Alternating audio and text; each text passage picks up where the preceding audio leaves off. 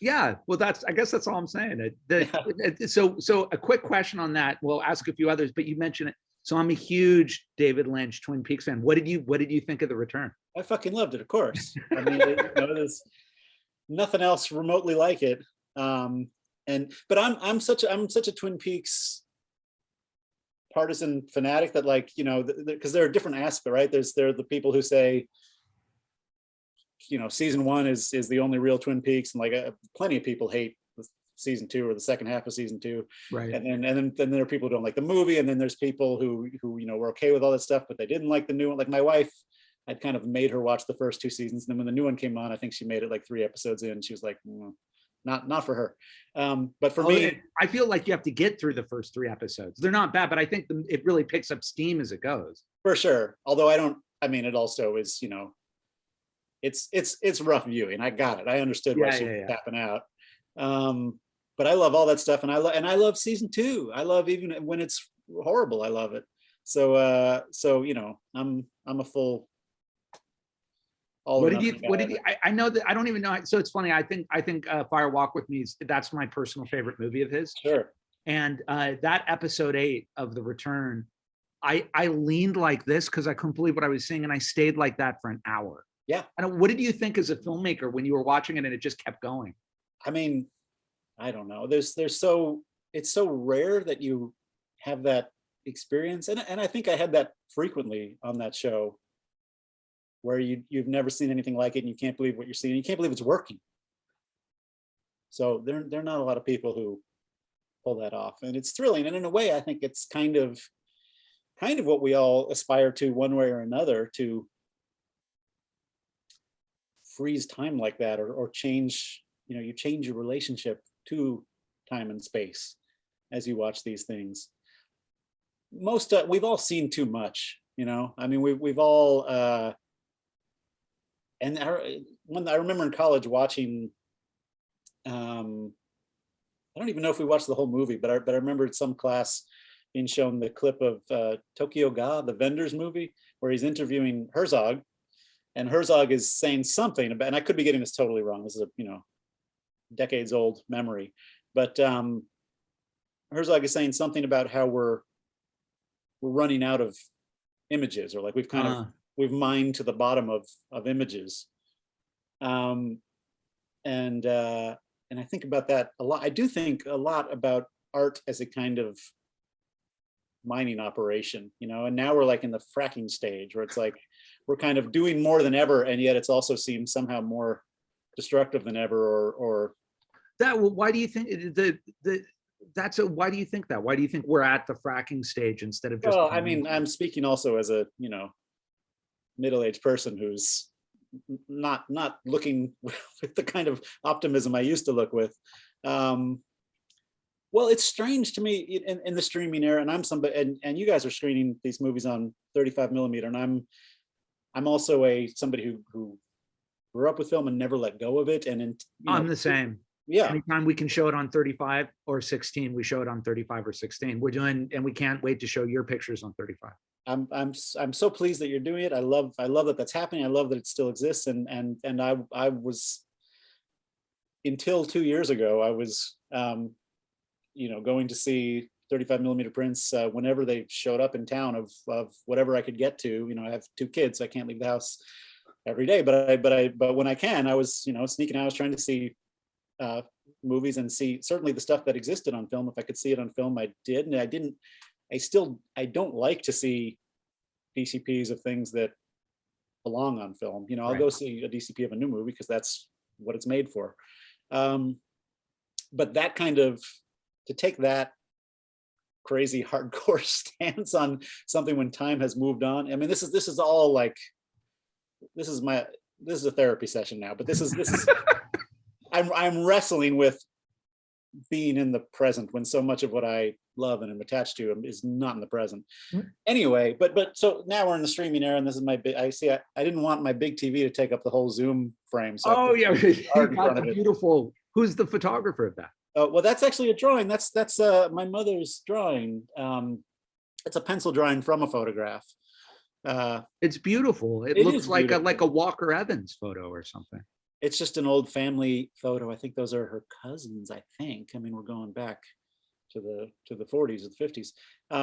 But oh, and I wish I had that talent. You know, it always haunted me that I can't draw.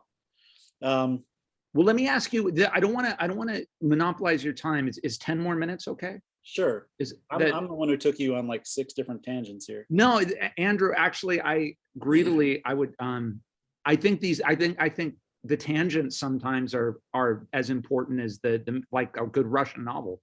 Like Right. the tangents are as important as the main thing.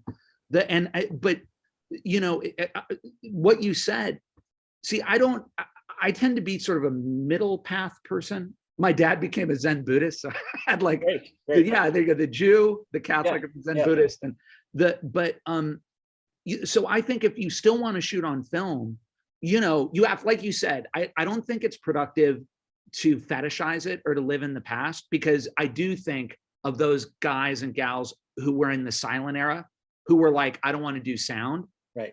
got totally left behind.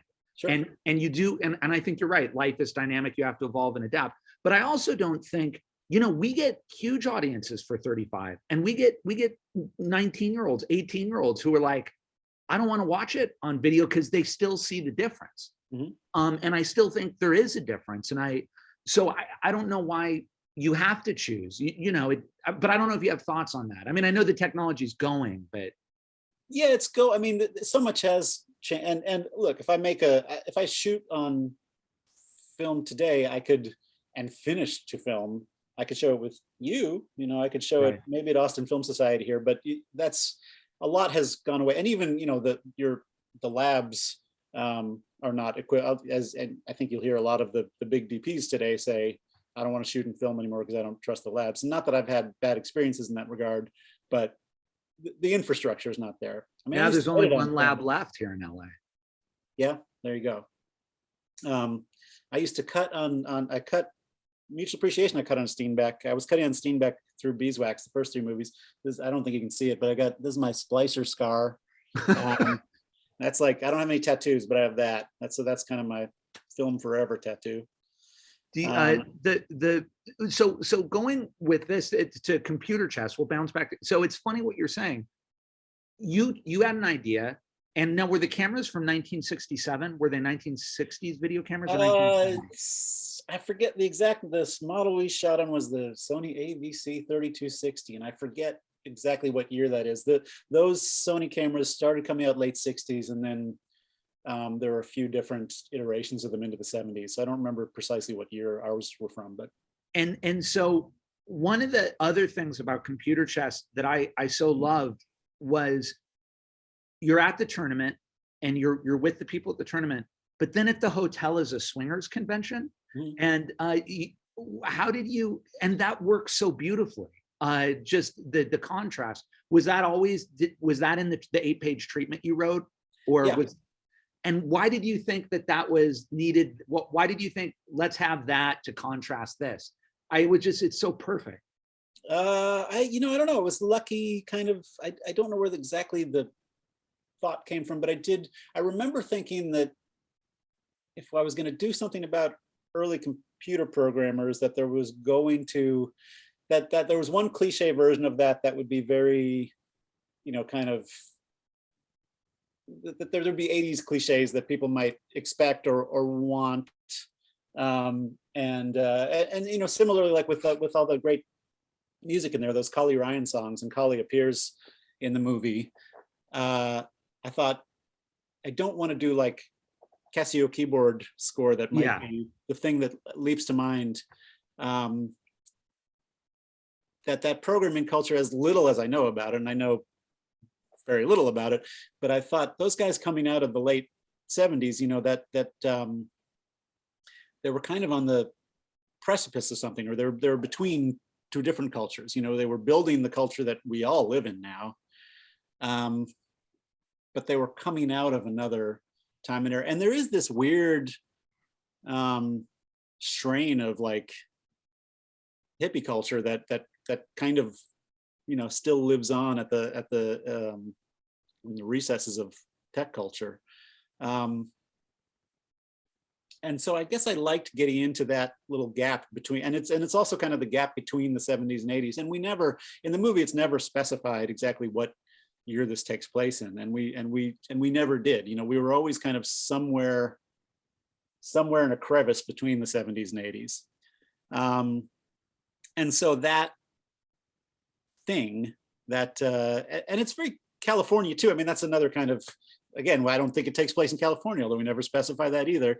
But I think there was, in some ways, more overlap between those worlds. And I think it's, somebody says it outright in the movie. It's like they're all kind of seekers in their own way. So it felt right, and I was just, once I put those ideas together, you found a lot of resonances. I think so much of what filmmaking is, directing certainly, because you know, if you go to a movie set, you'll see like a lot of very talented people with very specific jobs that they're good at executing those tasks, those jobs, and then you'll see one person who isn't really good at anything, you know, with a very unclear job. But the only thing you're supposed to do, I think, is You mean the director? Yeah. All you're doing is kind of like taking those other energies and resources and marshaling them and placing them. I mean, it's almost like what's I forget what Ikebana is. Again, I'm talking way out of my depth here, but the art of like flower arranging. I mean, it's just arrangement. You're just taking, and sometimes that, you know, in a maybe that's like a physical form of blocking. You arrange things in space, but you're also arranging ideas. You're just taking things that are all out there and available to you, and just, you know, I'm going to put this here and I'm going to put that there. No, wait, I'm going to move it over an inch and see what it does. And that's the whole, you know, you're not really good at anything. Everybody else is good at things. So we could, that's a whole like hour. It's you know, Orson Welles. Did you ever read the Peter Bogdanovich Orson Welles book?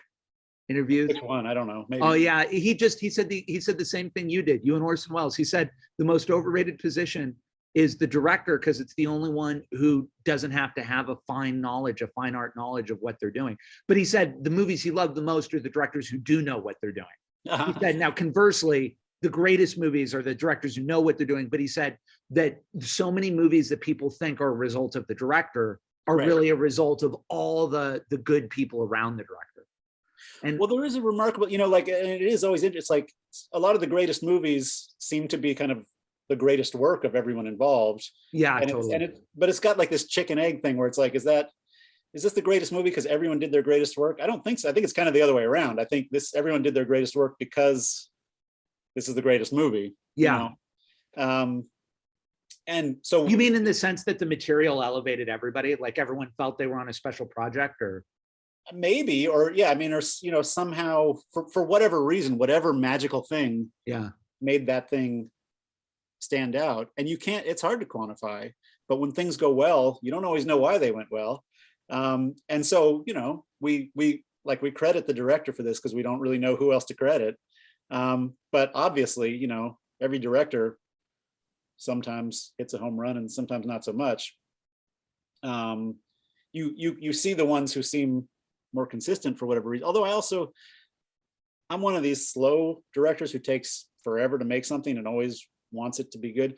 I have a lot of admiration and envy for the people who do just jam them out, you know, who do one a year. And if you make 3 that suck and the 4th one is great, or, you know, 2 that suck and 1 that's okay and the 4th one, it's like you're still making as many great ones as a slow person who really wants to get it right. Right. So I admire those folks. I don't have that energy at all. I wish I did.